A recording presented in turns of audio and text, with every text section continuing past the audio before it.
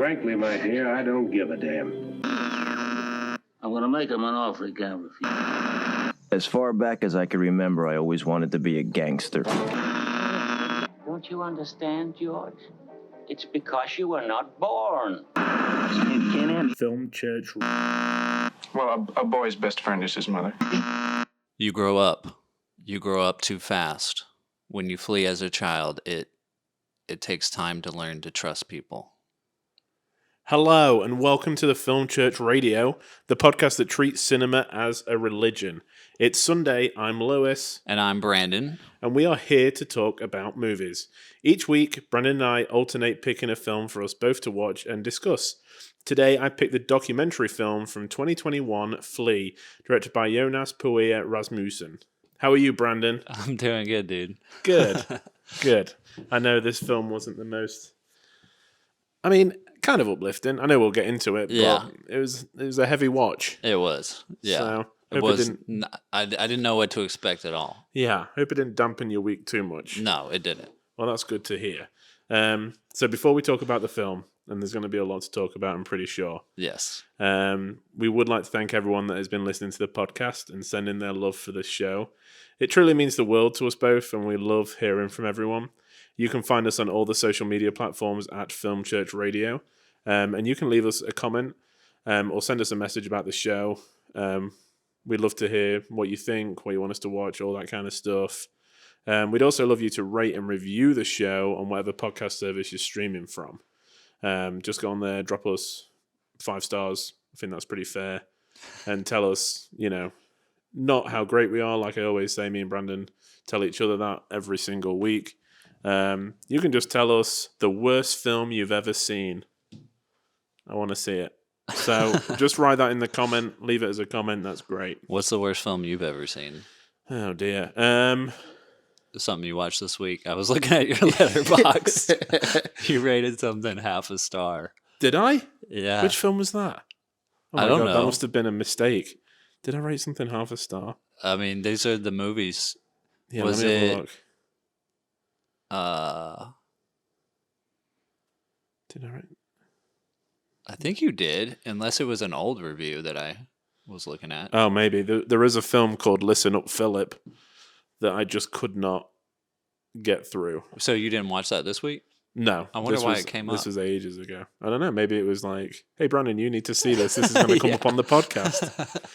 Yeah, I was like reading your... Because you didn't finish the movie, right? Yeah, I couldn't. I literally, every character was just the worst person imaginable. And it just made me feel sick watching it. So I had to turn it Well, off. I hope that was this list that I made, right? Yeah, I Okay. looked at it looks Okay, cool. right, yeah. That's weird. That is weird. Maybe it was just on my reviews or something. Yeah, I guess. I don't That's know. I strange. clicked on the wrong thing. Look at me, But yeah. technologically advanced. So that segue from films I haven't watched this week to films I have watched this week. Yeah. Seamless. So Brandon, what have you been watching this week? I've been watching... Well, I finished Master of None, season Yes. 3. Last time we talked, I had just started season 2, finished season 2, and watched season 3. Nice.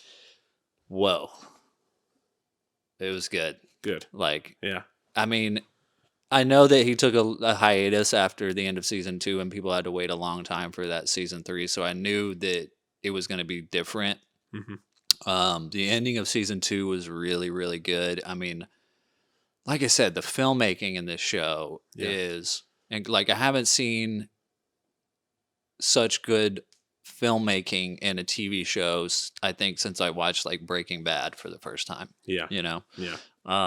But that in season 2, I think it might be the last episode when he's dancing with, I forget her name, but the Italian girl. Yeah. They're dancing in the room, and then they want to kiss, but she's married, and she goes into the bedroom, and they shut the door that has a glass window on it, and then they reach their hands around the door and then dance, and then they kiss each other on the glass. I don't know. It was just beautiful. Yeah. You know what I mean? It was and I think that's the sign of a good show where things you could tell that if it had been handled poorly, it would be awful. Yeah. You would see that and just be like, this is ridiculous. Yeah. But instead yeah. you watch it and you're just, oh my God. Yeah, it just builds and builds and builds, and then and it was so.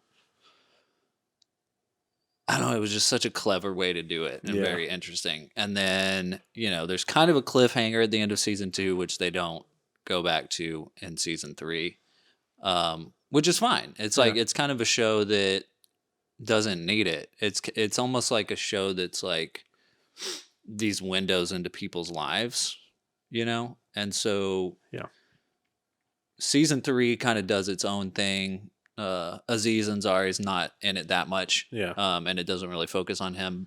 It focuses on his friend, but I just found it very poetic, which I think is what they were going for. And it's shot on 16 millimeter film and 4:3, so it's just got this totally different look to it and feel. Yeah. And it was just so good. Like it was, and we just binged it. We watched I think we finished season 2, or we watched the last episode of season 2, and we watched all of season 3 in one night. Wow, but season that's 3 awesome. is only 5 episodes, whereas the other 2 seasons are like 10. Yeah. But still, it was. Yeah, it was kind of it just like paints this portrait that's like really beautiful. Yeah. It's like. I like want to rewatch it already. Yeah, there's scenes in it that every time I do go back and rewatch, I have to rewind and watch that scene again. Yeah. I think it is in season 2 where he drops her off, in that it's like a limo. Yeah, and the shot then, just stays on him for a Oh really my long God. time. There's so much emotion in that, just from him looking out a window. It's so well done. Yeah. It's unbelievable. It follows him from the whole car ride Yeah. back to his apartment. Yeah. Yeah, and it's not. There's no dialogue. It's just him sitting there. Yeah, and the choice of music is always fantastic. Yeah. They do such a good job. Yeah, man. It's just got me rethinking what I'm into. Yeah. Yeah.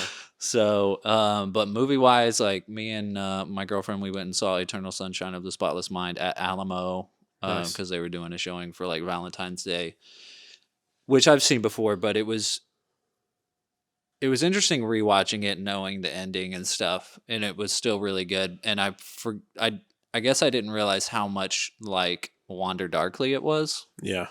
because it's going For a from the relationship, present to the yeah. past and showing you memories, and they actually are having dialogue they're having dialogue in the present Oh, okay. and in the past. Yeah.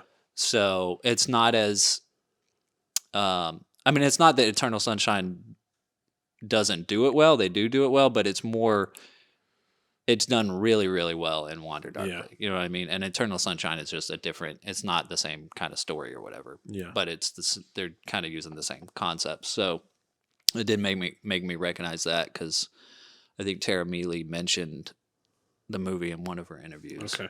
But it was a good watch. We went and saw Death on the Nile again at Alamo the other night. How was that? I've been going to Alamo. I liked it. I liked it more than the first one. I can't remember the name of it. Yeah, Murder on the Orient that's Express. it. Yeah. Mhm. Murder on the Somewhere. Yeah. But I liked it more than that one. I'll say that. But it is its own. It's weird because it's trying to be this old timey classy movie, but then it's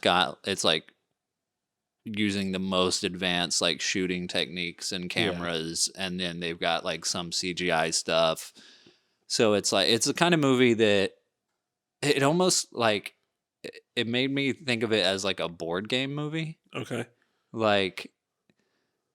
And I'm not a big fan of board games. I know people are really, really into board games, but it's the kind of movie that you could sit down and watch at a party, and people just be talking all the way through. Oh, and you wouldn't miss much. Yeah. Yeah, you would just be people discussing the movie, who do you think it is, or ooh, what do you think that means? And it's kind of a game night movie. It feels like. Yeah.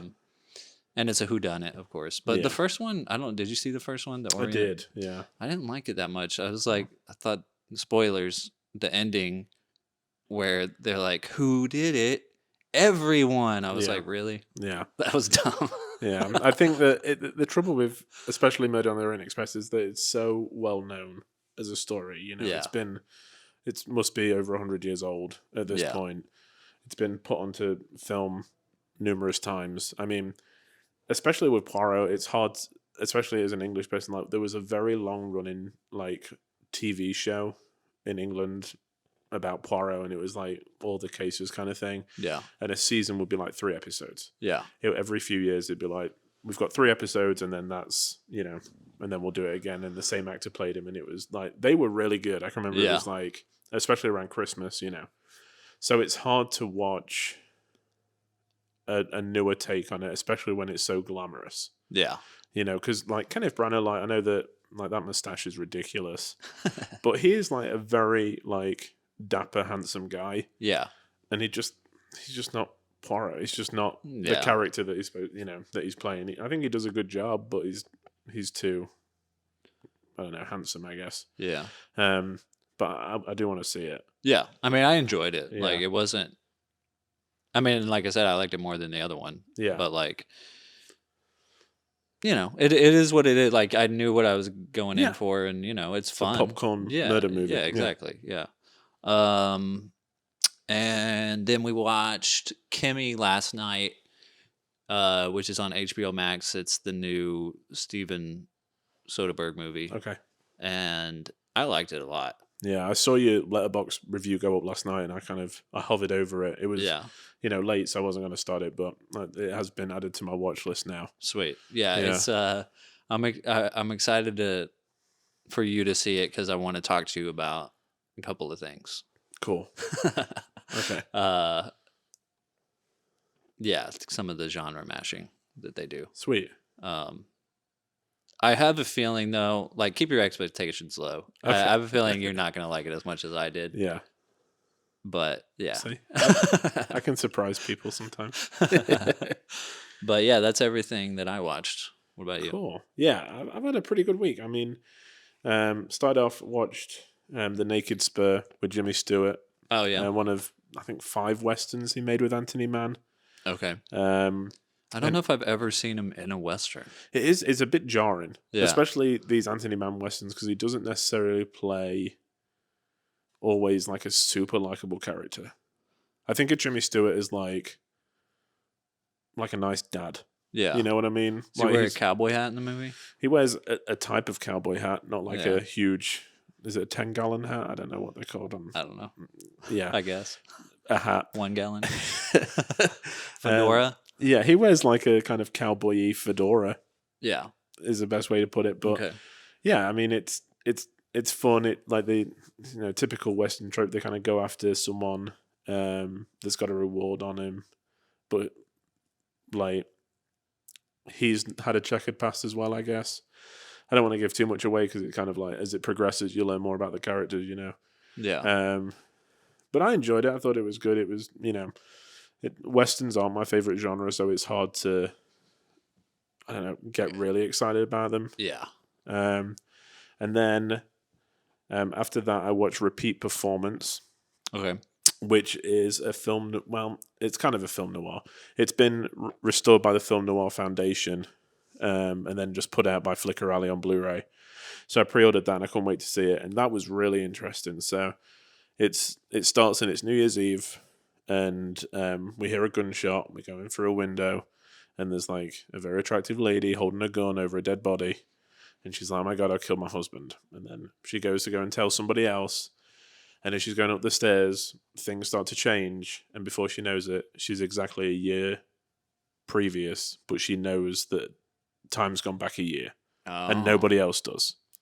So it starts off and she's like, okay, I've got to avoid this. I can't do this again. Like there's so many things that happen that I've got to try and avoid for us to get in this position. Yeah.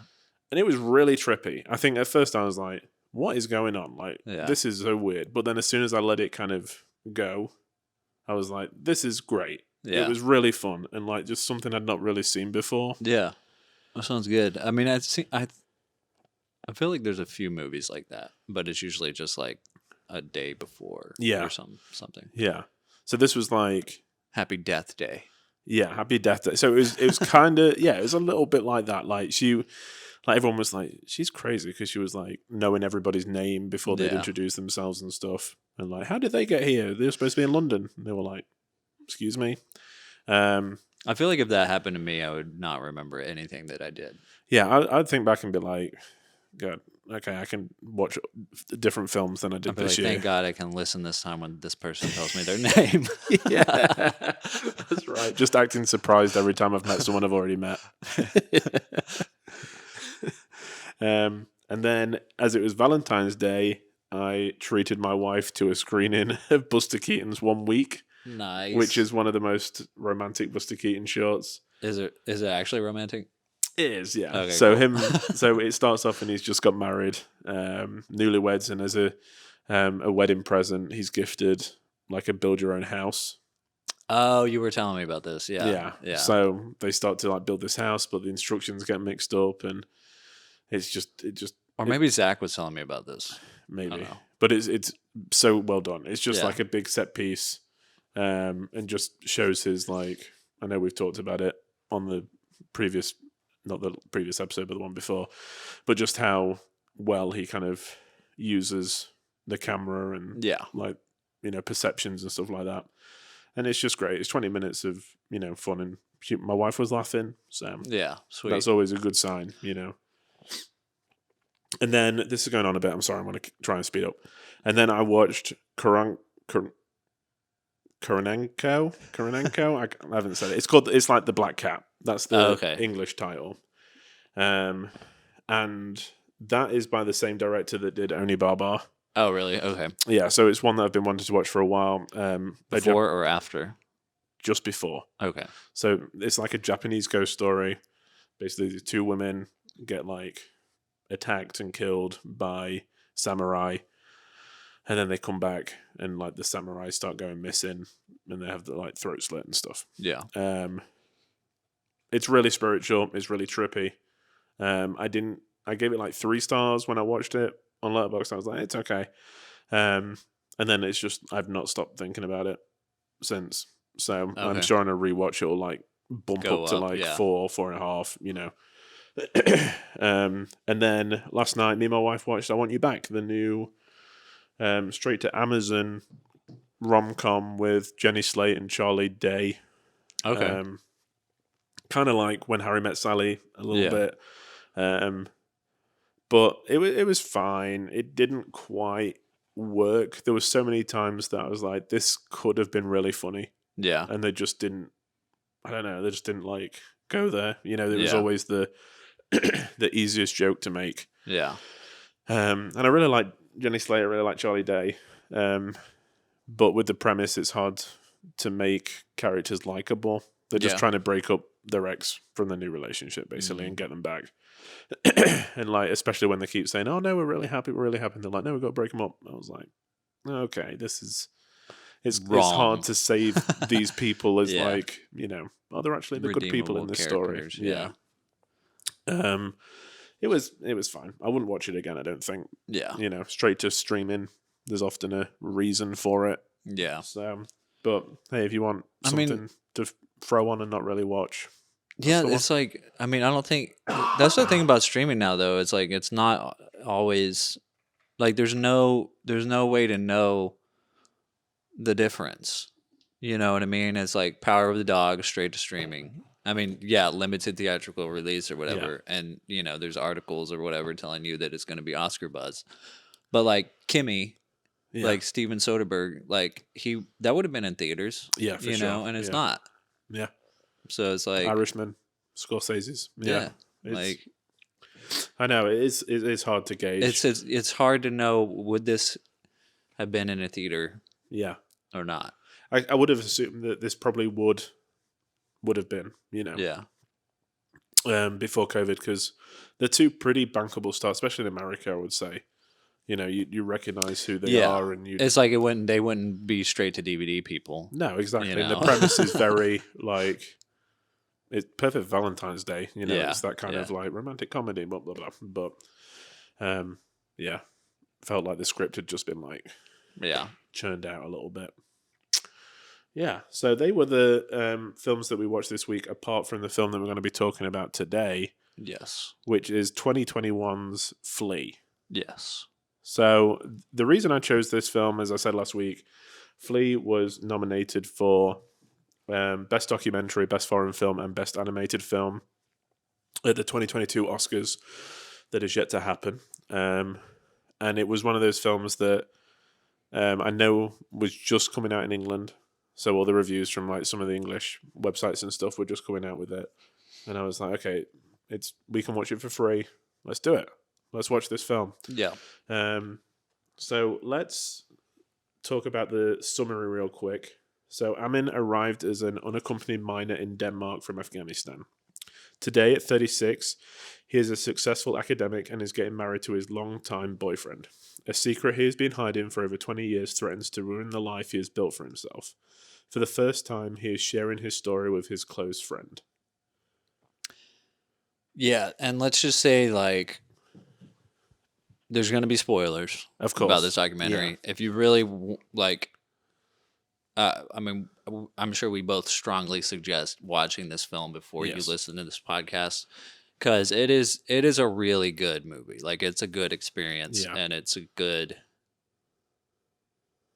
experience to have, Yeah. you know, without it being spoiled. Yeah. Talking to you, Carrie, my cousin, who I know listens to this podcast. It's on Hulu. Go watch it, Yeah. and then come back and listen to this. And I noticed there's the foreign language, the original, but there's also the dub version on there as well. Oh, I didn't know Yeah. there was a dub version. Okay. So if if the subtitles in the foreign language is putting you off a little bit, I know it does some people. Not for me. I love it. yeah, There is a dub version on there, and I know that in cinemas it was released in a dub version as well. interesting. So you can find either or. Yeah. I think it kind of translates pretty well with it being animation. It's not Yeah. like Yeah, you're not actually. it doesn't seeing- look weird. Yeah. Yeah, So first impressions. I mean, it What did is you an think? interesting thing, like a documentary animation. yeah, I was thinking on the way over here. I was trying to think if I had seen anything like that, and I thought of the documentary Batman and Bill. yeah, hmm Where they do some. I mean, it's not all animation, but they do have some animation in there, which is really good. yeah. And is also a very good documentary, and I think on Hulu. But yeah, did you know what you were getting into when you started this? I mean, had you read any reviews? No, I hadn't. I mean, like, thankfully, I watched it pretty soon after we recorded the last episode, Okay. and so I didn't have a chance to really look anything up about it. I knew it was about an immigrant. I knew it was about immigration and kind of the journey and like the impact it has on people. I had no idea. What you were in for? Yeah, Yeah. yeah, because I think it starts off. I mean, it starts off pretty mild compared to the rest. I don't want Yeah. to say like minimize the trauma or anything like that, but I feel like it just keeps you like it just gets to the point where you cannot believe that this is happening, Yeah. or this happens pretty much daily. Yeah. Well, it starts crazy. off.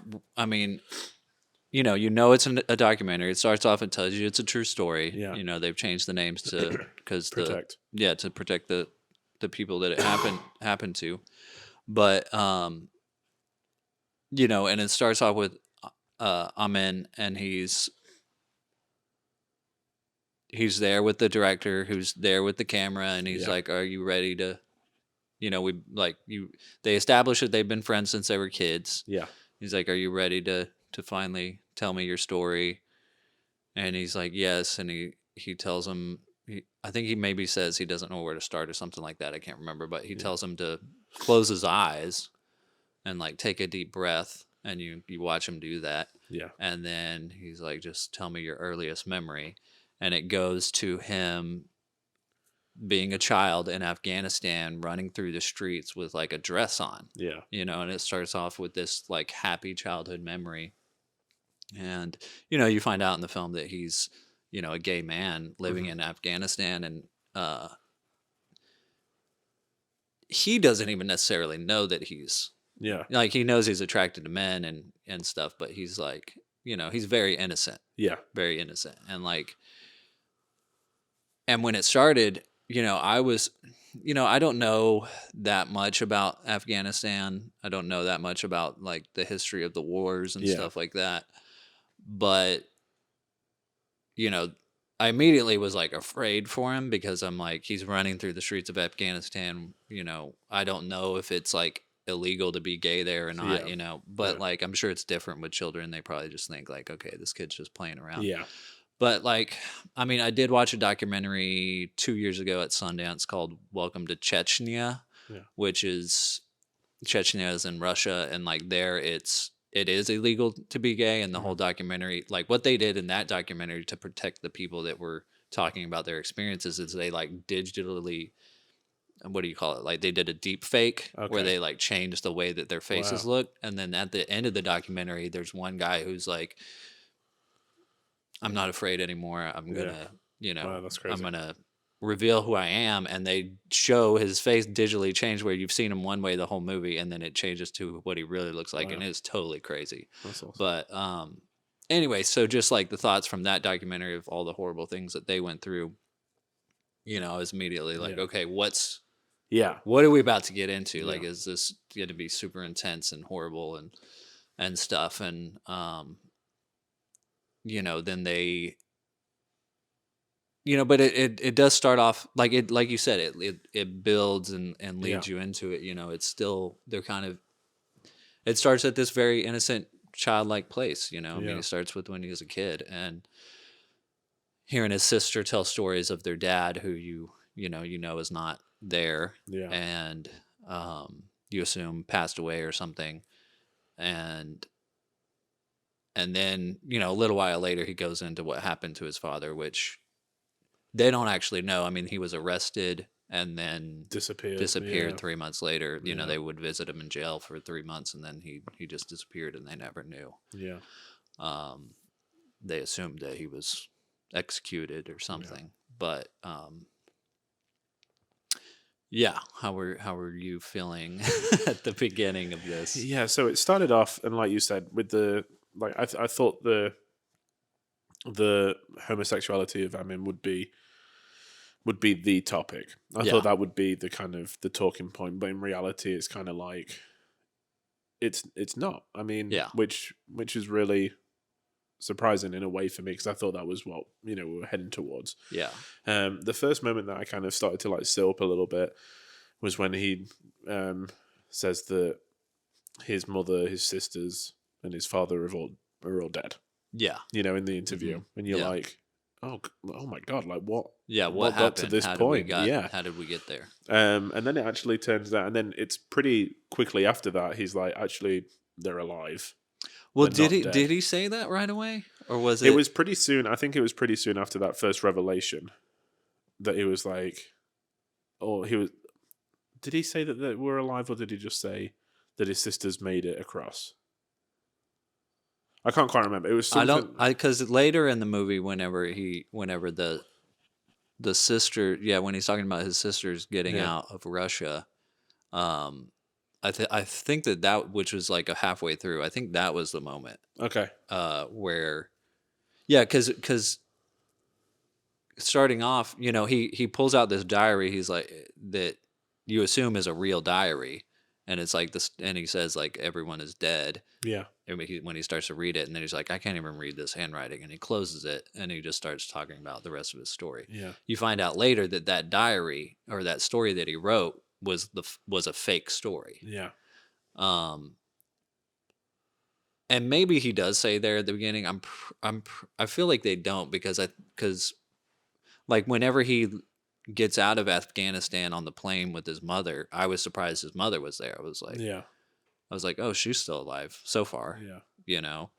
But maybe I just didn't catch it. Because naively, I just thought that that them escaping Afghanistan would be the story. Right. Yeah. So when it kind of when they're like, oh, it started like Afghanistan started to be kind of torn apart a little bit, we could see it coming, so we decided to escape, and he shows the plane taking off. I was like, what's going to happen now? Like, yeah. But then the true escape is they get exiled to Russia, because I think they say that it's the only place that would accept a tourist visa from Afghanistan at that point. Yeah. And then they basically have to hide in Russia for years. Yeah. And his older brother, who lives in Sweden, I think, right? Yeah. Yeah. Yeah. Who lives in Sweden, is paying for this for them. Yeah.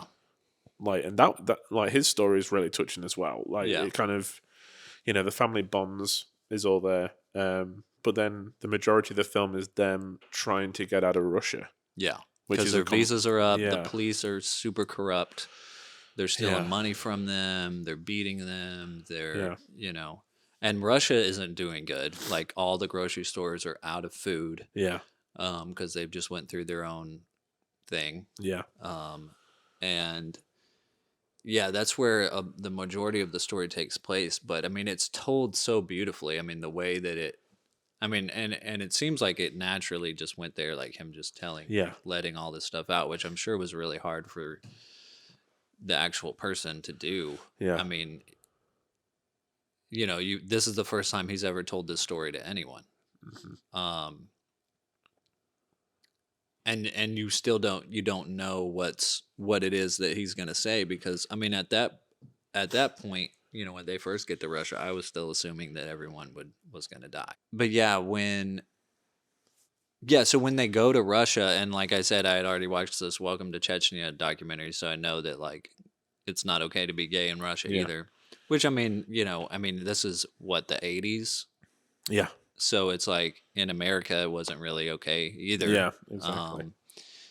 I mean, gay marriage was illegal until not that long ago. But so just like all the stuff with the Russian police, anytime they were around, I was like, oh God, here we go. Here it is. Yeah. And then he tells a story of his sisters trying to escape from Russia to Sweden. And I think this is the point where I get thankful that it was animation. Yeah. They put in a lot of like news footage, like real news footage in between to kind of show what was happening at the time. Yeah, so there is actual like live footage that it's not much, but it does cut away from the animation a little bit in this movie, where they're showing like Super 8 or 16 millimeter film footage.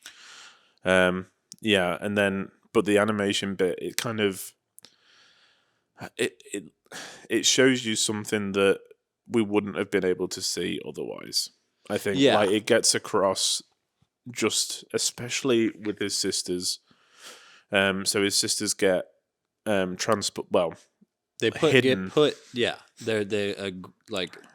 they pay a bunch of traffickers to get them to Sweden, not knowing what the process is that it's going to take to get there. And what they do is they put I don't know, was it like 40 or 60 people in a shipping container, and then the shipping container gets put on a barge. Yeah, surrounded by other shipping containers. Yeah, so they can't escape. There's barely any air, I'm sure. No light. There's no food, no light, no restrooms. Yeah. And they're in there for days. And I did not expect. They end up surviving, and I did not expect. I was like, "Oh God! Like, what are they gonna find when that ship gets there and they open up the container?" I mean, and they, this documentary really. I mean, the way it's done with the animation really helps put you there. Yeah, you know what I mean. You can't help but like really think about what it would be like to be put through that, and it's emotional. It's very emotional, especially that was, I mean, like when he tells his story of how he kind of got across or attempted to get across and stuff, that's very moving. But just, I know this again is going to sound really naive, but like it's hard. You can't imagine what the desperation that these people are feeling. Yeah, I mean, they're living in a country where they're literally they every time they leave their dwelling, which is some shitty apartment, they're threatened by, I mean, they're very obviously not Russian, and they're threatened by the police every time they leave, so they're trying to dodge the police just to go out and get food, and then when they go out to get food, there's nothing in the grocery stores. So like they have to get out, you know. I mean, they're gonna get thrown in jail or killed or something. And But then when the sisters they do this, and then they when he says that they made it, like that they were alive when they got there, I couldn't believe it. I was like, well, they're gonna die a few days later or something. But But then the director is like, so they're alive, and he's like, yeah. Yeah. And he's like that was the revelation to me, like, oh wait, this story that I thought it was going to be of everyone dying isn't actually what it's going to be. Yeah. I mean, it's not. It's a slight bit of hope in this story that has been super tragic so far. Yeah. I mean, and like that's probably one of the most gruesome parts is like learning about that journey that the sisters had to go through. And I don't think like the family, like him saying the family died, has been used as like a narrative hook. It's not. No, trying to get you in, and you realize at the end that there's a very good reason as to why he said that they were dead. Yeah, and still kind of is standing by that story when confronted with like asking about them. You know. Yeah, and it's not that.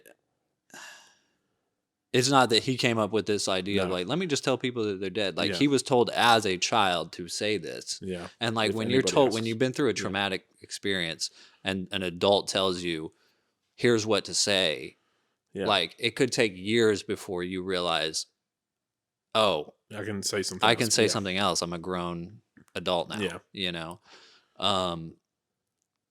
But yeah, that was, man, just thinking about it, like that was intense. Yeah. An intense part of the documentary.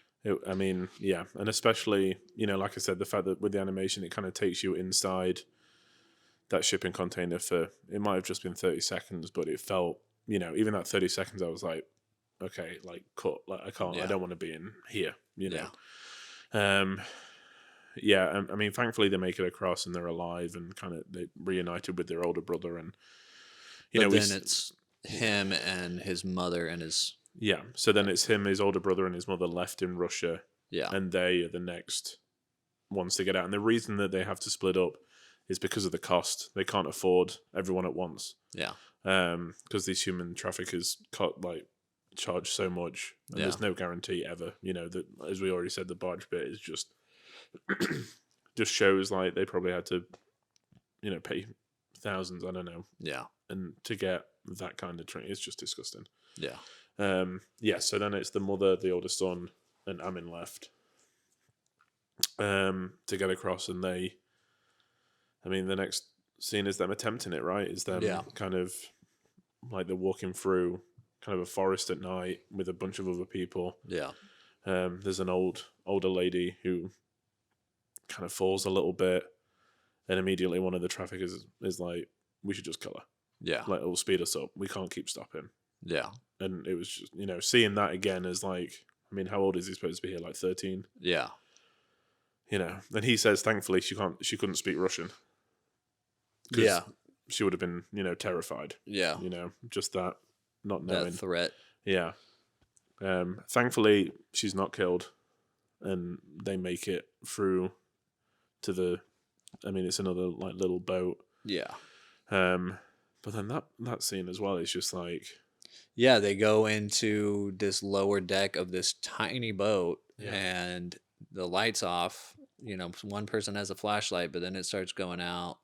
You know, he says that like immediately people were just like throwing up. I mean, these people are just locked together in this room. And his mother is terrified of boats. It doesn't. Every time she talks about death, it's with water. So she is like petrified. It's like a nightmare. I mean, it's like, I mean, we're just like, just me as like a white American man. Like, it's so, I'm so disillusioned by everything else going on in the world. You know what I mean? It's just like it makes me realize like how lucky. I know. We've got it, you know? And like, I don't know. And it makes you realize just how like fucked up the world is. You know, just like, I mean, when they're on this ship, you know, this little boat locked in this room, then there's a storm and they let them out and they're on the deck and they're like, the boat is taking on water. So they're having to, you know, use buckets to get the water out of the boat just to keep the boat afloat, floating. And then the next day there's this huge barge that's actually from Sweden, like a tourist cruise ship. and everybody's super excited, and then they announce on the megaphone that like, hey, we've called the Russian police, are going to come pick you up. Yeah. And they just went through all this for nothing. Yeah. And it's just like, man, like, it just makes you realize just how stupid everything is. Mhm. Like, these people are just like being put through all this stuff, like how corrupt and crazy the Yeah. world is. Like, you can't trust the police, you can't trust, like, you just want there to be good people. Yeah. You just want Yeah. there to be people to just like these are just people. Like, this could be you. Yeah, exactly. This could be anybody. Like, this could be anyone. Like, Yeah. just somebody help them, please. Like, and everybody's just, it's like the traffickers are taking advantage of them. Yeah, man. It's just like, and like, wars are freaking stupid. Yeah. Like, it's all just like all this suffering. Why? Yeah. Like, what's the point? And I you think know? the major point for me was they never knew that it was going to be any better on the other side. It wasn't, you think of the immigration into America, and a lot of people, when they talk about that kind of stuff, they're like, the land of opportunity. We knew that when we got there, like, our lives were going to turn around, if not for us, the next generation, whatever. Yeah. But with this story, you never got the feeling that they just wanted to be safe. Yeah. Like, just kind of like fed, had a roof over Yeah. the head, and safe, and that was never guaranteed at any point in this story. And I think what the documentary does really well is it doesn't hit you over the head with these topics. It's literally just him telling his story. Yeah. Like, this is the story of his Yeah. life. Like, make of it what you will. Yeah, exactly. Yeah, it's not like another voiceover coming on and being like, "This is why immigration needs to change," or "This is exactly. just It's not like that. Yeah, this is why wars are bad, or this Yeah. is why gay rights matter, or like Yeah. anything like that. Like, it's literally just him telling the story of his life, Mhm. and it's true, Yeah. and it happened, Yeah. and and it's. I mean, I'm gonna recommend this to like every person. You know what I mean? Yeah. Because it is. It just hits you on such a deep level. Like, it makes me just want to help people. Yeah. You know what I mean? Like, want to educate myself a little more about what's going on in the world and see what I can do to help. Yeah. It's It's very moving. There's a few other bits that I wanted to talk about. So after that failed attempt, they realized that they have to kind of do it one at a time now. Like, they can't put them all at risk. So yeah. as the youngest, he's the one that's chosen to go first. And we show his journey, and he's basically just picked up.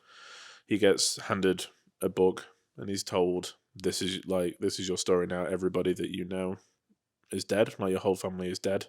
Then they're not, but he has to tell everybody." Yeah. Well, he's given a fake passport, right? Yeah. Yeah. And like, he has to learn his story, where he came from, like, Yeah. all this kind of stuff. And there's another young boy with him as well, and they, like, that's the kind of the glimmer of hope, is like, he forms this kind of bond in a few hours with this other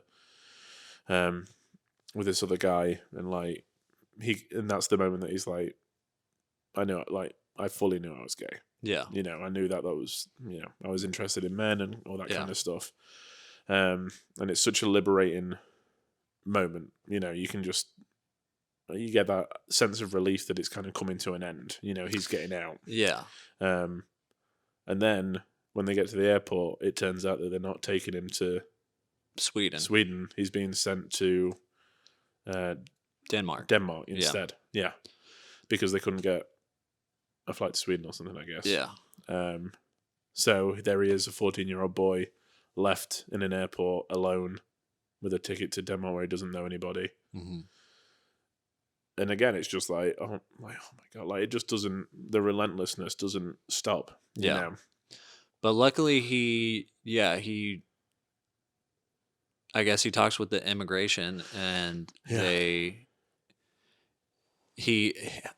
like this was also very intense. He sits down, they interrogate him for like 2 hours, and he tells the story that he's supposed to tell about how his whole family is dead, and he basically describes that he, as soon as he started telling the story, he started bawling, and it made it even more real. But he was like, I didn't know why, I was telling this lie, but it made me so emotional to talk about all of his family being dead. And so I guess they decided to, I don't know how the technicalities, they don't really go into it, but they keep him in Denmark. They put him in school, and he starts being able to live a life. Yeah. And there's this scene where he goes to, one of the school counselors, and he asks for medicine to stop him being attracted to men, because he just thought it was something that that wasn't natural or something, which is so just shows like how skewed the worldview on homosexuality is, not just in America or, or whatever. But it's like that. It's not openly accepted where an innocent person can grow up thinking, oh, this is natural. Yeah. You know what I mean? He just thought he could take some medicine and not be attracted to men anymore. Yeah. And the school counselor was like, all right, we need to have a conversation. Yeah. And then it goes into him being able to go visit his sisters and his brother. Yeah, I'm glad you're going to talk about this. In Sweden. Man, like when he finally goes to see his sisters and his brother, like from that moment, I just like started bawling. Like, because there's been so much shit through this whole movie, all the stuff that he's put through, that like when he finally has this moment of like hope and like being able to like have a safe moment with the people that he loves, like it just opened the floodgates, man. I was just like bawling. And then he says he didn't expect to tell them he was gay, but he ends up telling them, which is also, a very taboo thing to do. Like he didn't know how they would respond. And his older brother is just like, come with me. He like doesn't say anything. He's like, come with me. I'm like, okay, what's about to happen here? Is he about to like scold him? Like, what's gonna happen? And then they're like standing outside this club. He hands them a wad of cash, and you hear music going on. And he's like, is he taking him to like a strip club to like try to make him not gay as well, or something? And he goes in, and it's like a gay bar. Yeah. And there's like, gay people dancing everywhere. And he's like, I mean, just from the moment he sees his family all the way up to like this club scene, holy shit, dude. Yeah. Like, it's the first time you ever like get to see him be happy. Yeah. You know what I mean? Yeah. And it's powerful. It is very, Yeah. Yeah, that whole scene was so good, and so kind of like fist in the air, like, you made it kind of thing. Yeah. Because, the whole way through, I mean, we've kind of seen his relationship with his fiancée in the background, like it's intercut with these kind of, with him now, living at home, they're trying to find a house together. But there's like a distance between them. He keeps putting a distance between, like he keeps kind of trying to run away, and like, everywhere that they look at house-wise, he's not that happy with, and he's not, scared of that kind of commitment. And that, you get it. You completely understand, like, everything that you've seen makes sense by the end. Yeah. Yeah. Yeah, because he's, I mean, he was so terrified of anything happening to his family or being taken away, or, like he was just in danger his whole childhood, that like now that he's not, he's like, I'm going to have to just stick to this story because I can't, it's what I have to do. It's a survival thing. And he I mean, also because of everything that his family did, like everything that his brother did to help get his family out, the sacrifices that he made, like financially and in his own life. I think he even says that he wanted to get married, but he couldn't because his fiance left him because he was spending all this money on getting his family out. Yeah. You know, so Amen feels like this huge responsibility to like work really hard and be really successful, and that's what he did. You know, Yeah. he's gotten to this place in his life now where he is buying a house. Yeah. You know, and a nice freaking house. Yeah, dude. With his partner. Yeah. And yeah, it all just makes sense. I know, and it's just there's still a lot of sadness there, but you can see that there's like his story isn't over. You know, it's not that isn't going to define him anymore, which is really uplifting. I mean, there is a sucker punch at the end though that the whole family is still spread out over Europe. I mean, his mother and his brother did get out, but it makes it sound like they're pretty estranged now. Yeah, like everyone's kind of spread out, you know. And the last shot was really, really good. Yeah. You know, I enjoyed that a lot. So yeah, we follow them through the house and they're kind of showing off the new house they bought together. They go outside and they're talking, you know, it's kind of candidly, they're just talking about the view, and the fiance's like, hey, there's a raspberry bush, let's go and like pick some raspberries to go and have a look at it. And as they kind of walk into the bushes, it changes from animation to like real footage. Yeah. And it's just like, you know, you could just, I don't know, you just got the feeling that they were still there, which obviously they were, because that was the point. But yeah, I thought that was really well done as well. It brought it back to life again. It was like, it reminded you like, oh crap, this is a true story. You know, this is everything I've just seen like actually happened to this person. Yeah. It's a really good choice to end it that way, I think. Yeah, definitely. Yeah. And a great choice to animate it all, just like the way that they were able to express things that they wouldn't have been able to express otherwise. I mean, I watched an interview with the director. This showed at Sundance last year, 2021, which was an online festival, but I mean, that was probably the premiere. I don't really know. I mean, it had a huge festival run, this documentary. It's won a ton of awards already. But yeah, he was just saying like the choice to animate it just made them be able to be more expressive, because it's like, how are you going to show Afghanistan in the 80s? How are you going to show all this stuff? Like, it worked really well. Yeah, and I think it's one of those films that you finish and you're like, this deserves to be nominated for everything that it's been nominated for. Yeah, I mean, it should be on the Best Picture list. Yeah. I mean, it's one of those things where I think animation is such a dodgy subject to have as a award winner, because animation isn't a genre. You know, you can't really compare this to Luca or any of the, like, it's not, you know, I don't know, it's not. I feel like sometimes animation is like best kids film, as opposed to like animation, like an actual serious, taken seriously thing. Because I know I had a look at some of the other documentaries that it's up against, and I think it has a good chance. I really hope that it does. You know, I haven't seen many more on the list, but I don't think many more will move me the same way that this did. Yeah, I mean, honestly, for me, I think it's safe to say this is the best movie that I've watched this year. Good. I'm glad, because you know, it's up there for me. I mean, a good documentary, right, should kind of shine some light on something that you're not too familiar with, or if you are familiar with it, give you something extra. Yeah, and like, you know, just present it in a. I mean, I love a documentary that just presents the information to you. It doesn't tell you how to think.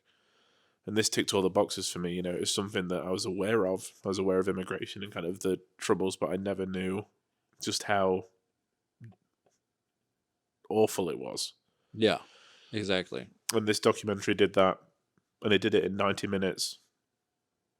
And it also told like a full story. You know, it had everything that I was looking for from a film. Yeah. It's phenomenal. It's a really incredible piece of work.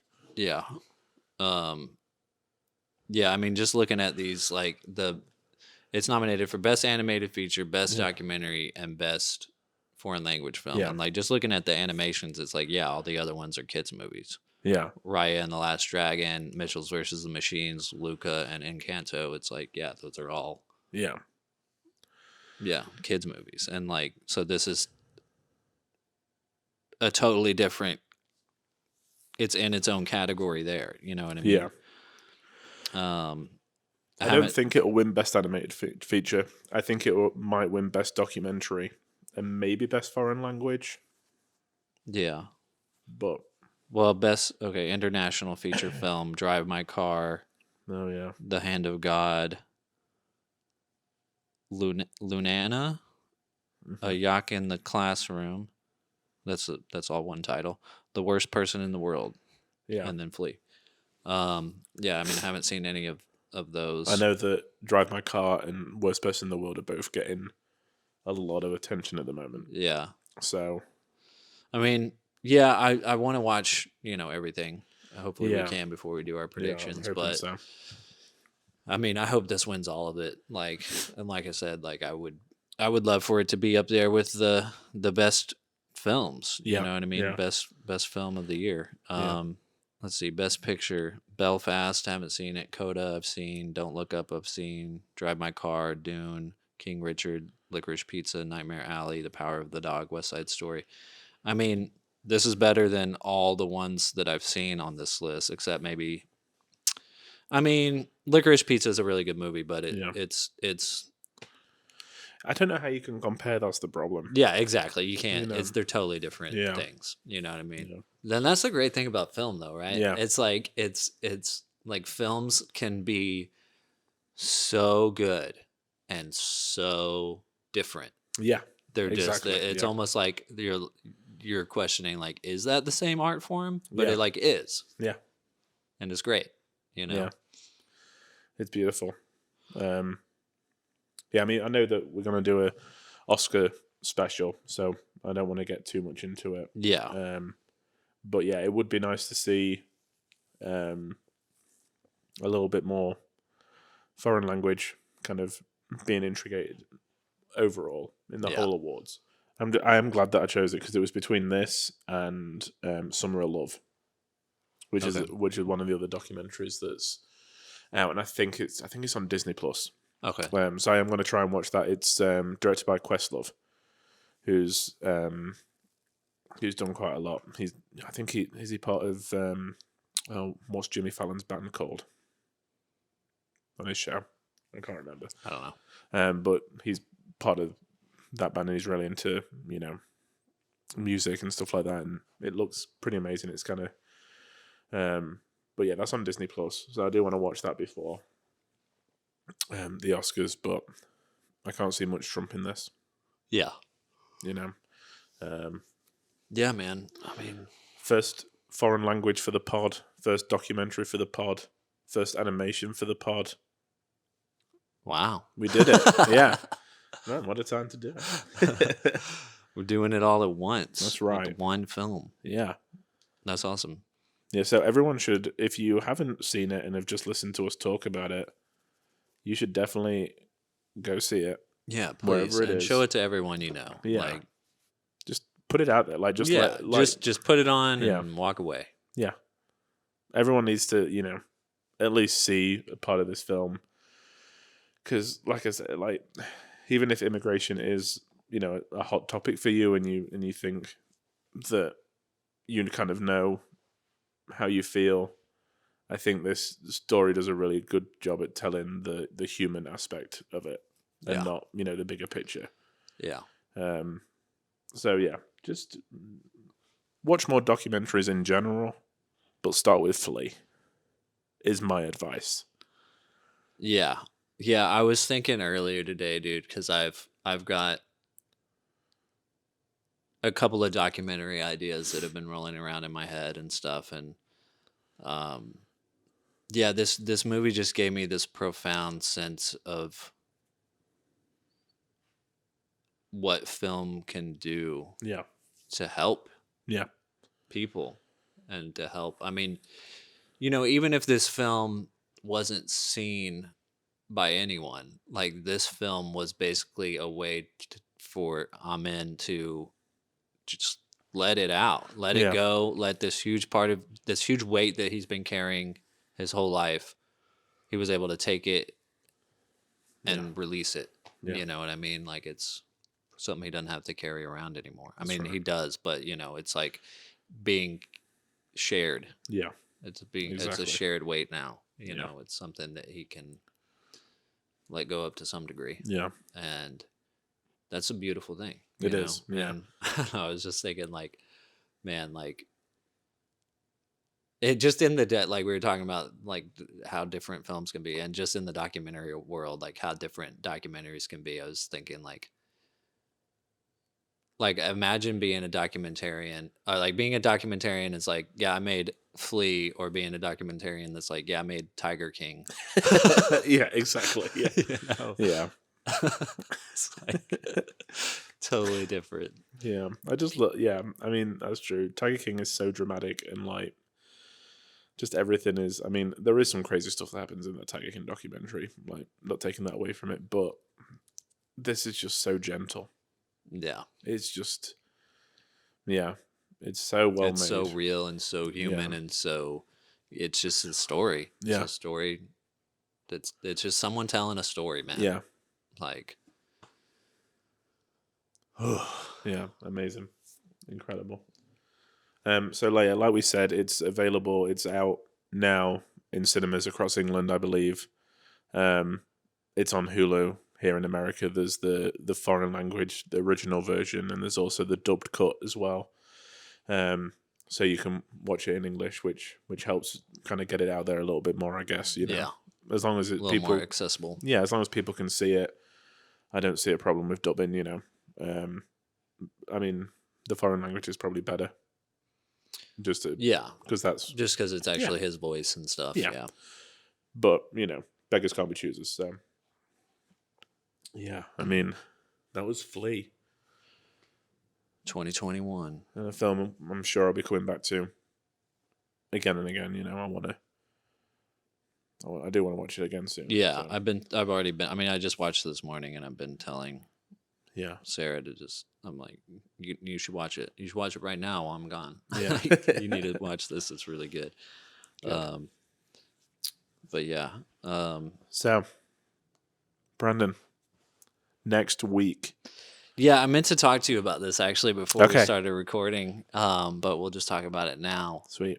I have an idea. There's a director that I want to deep dive into. Okay. But I know that we want to do our Oscar prediction sometime soon and stuff like that. Yeah. Like, are you ready for this deep dive, or when do you want to do the Oscar predictions? So Oscar Sunday is It's March 20 something or another. yes. So So 7th, we have March 27th. So we've got like over a month. like a month.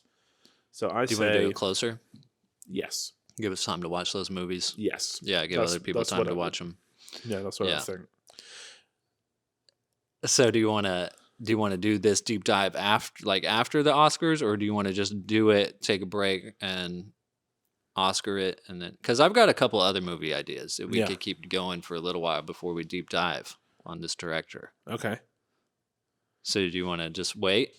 Let me just have a okay. Let me do the legit. So okay. There would be 7 movies from this director we would watch. Okay. 1, 2, 3, 4, 5, 6, 7. Yeah. Yeah. I don't even So- know if we have 7 weeks. I don't think we do. No, we have 1, 2, like 4. So let's hold off till after the Okay. Oscars. So that is a We're tease yeah. and a plug for. We have got something pretty special, I think, planned for after the Oscars.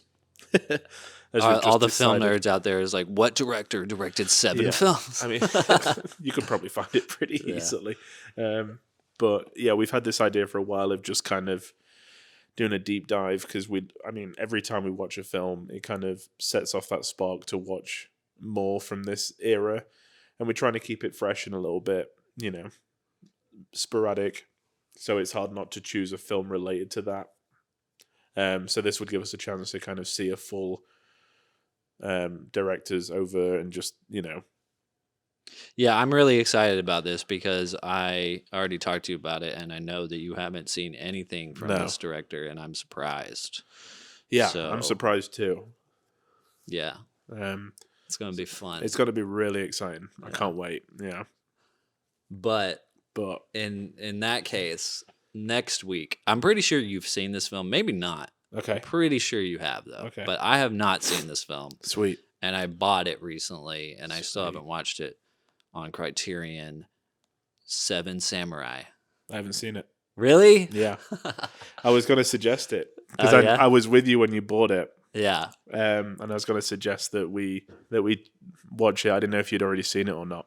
Yeah. So I this haven't. is on one of my. This is a film that was on one of my lists. And you've been watching lots of Japanese films too, so Yeah. it's like, dang. And this, okay, so if for those that don't know, Seven Samurai, I mean, we'll go into it more, but it's like legendary. I mean, Yes. it's directed by Akira Kurosawa. Sorry, I'm butchering that name. But I mean, basically he was a big influence on George Lucas and Steven Spielberg and those guys, and like he took a lot of the stuff from this movie and applied it to Star Wars and Jedis and all that kind of stuff. So, and I have seen some of his other work. I mean, I saw, what is it, Rashomon? I Yeah, watched that in film class, and it was did so you? good. Yeah. that's my favorite Simpsons joke ever. Oh, They're on did the- you? They're on the plane to Japan, and I don't know how it comes up, but Marge is like, "You enjoyed Russia, man," and Homer's like, "That's not how I remember it." And it's so clever, and it's just like you don't get it, but I see it all the time. Like they paste it on like Criterion, like forums and stuff. It's just such a clever joke. Yeah.